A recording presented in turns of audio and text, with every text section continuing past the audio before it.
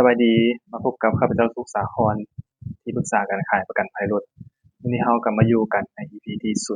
07อยู่ในหัวข้อที่ว่าประกันภัยนะบ่แม่นมารดาบิดา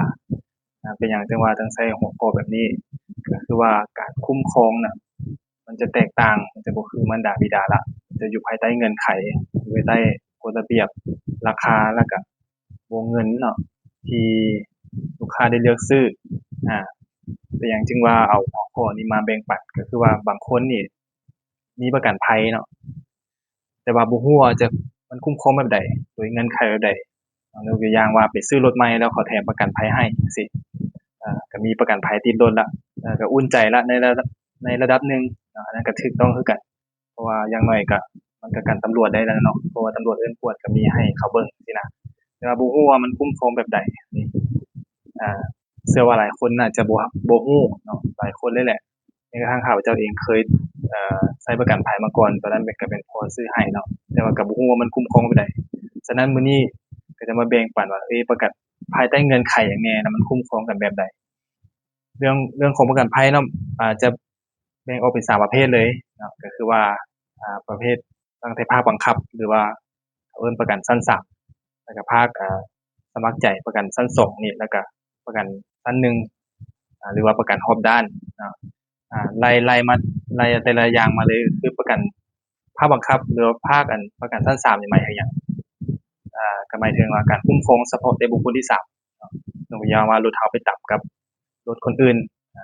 เฮ็ดให้เกิดความเสียหายเกิดขึ้นจังซี่เวลาประกันภัยเสียเวลาประกันภัยจะจ่ายเนาะก็จ่ายให้แต่บุคคลที่3ส่วนรถเราหั้นแต่งเองเนาะอันนี้คือประกันชั้น3ของแถมเนาะของแถมมากับรถโดยเฉพาะประกันที่ว่าหลักแสนจั่งซี้หลัก300,000 600,000จังซี่หรือว่าล้านต้นๆนี่แม่นละประกันอันนี้มันจัดอยู่ในประกันชั้น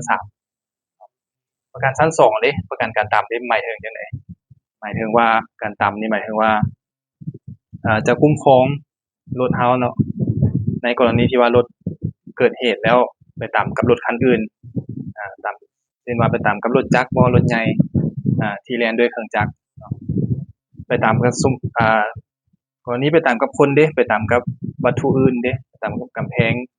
หรือว่าวัตถุอื่นๆที่บ่แม่นรถจักรเด้คุ้มครองบ่อันนี้ก็คุ้มครองคือกันแต่ว่าคุ้มครองแต่คู่กรณีเนาะส่วนรถเราอันแปลงเองอันนี้คือประกันชั้น2หรือประกันการตามจะคุ้มครองทั้ง2ฝ่ายก็ต่อเมื่อว่ารถที่แล่นด้วยเครื่องจักรนำกันเนาะว่าซั่นซะถ้าว่าไปตามอันอื่นเนี่ยจะบ่คุ้มครองส่วนประกันชั้น1เด้ประกันชั้น1คุ้มครองไว้ใดก็คือคุ้มครองรอบด้านเนาะบ่ว่าจะเกิดความเสียหายประเภทใดก็แล้วแต่เนาะยกตัวอย่างว่าขี่ไปมันเกิดเหตุสุดวิสัยบ่จั่งซี้งาไม้กิ่งไม้หักใส่บ่หรือว่าก้อนหินพกมาใส่แก้วแหวนบ่จั่งซี้หรือว่ารถจอดไว้ซื่อๆแล้วรถคันอื่นมาตามมาดาดเอาโดยที่ว่าเราบ่เห็นจั่งซี้อันนี้ก็จะคุ้มครองเนาะอันนี้ก็คือประกันชั้น1อ่าก็โดยภายใต้วงเงินนั่นแหละเนาะประกันบางคนแบบมีประกันไว้รถแล้วสบายใจเนาะเวลาเกิดเหตุมาสิคิดว่าจะบ่ได้จ่ายหยัง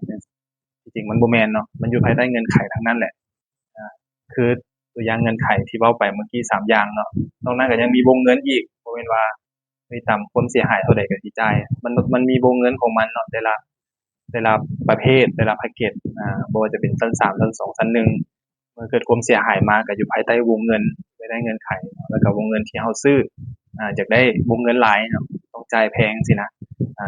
ประกันทึกๆจังซี่ก็วงเงินมันก็น้อยจังซี่อันนี้ก็คือเกี่ยวกับหัวข้อว่าประกันภัยเนาะบ่แม่นมารดาบิดาจะบ่ได้คุ้มครองเจ้าทุกเงื่อนไขหรือว่าการใช้จ่ายทุกอย่างอันนี้จะอยู่ภายใต้เงื่อนไขทั้งหมดสำหรับคลิปนี้ก็ต้องขอบใจหลายเนาะเจอกันใหม่ EP หน้า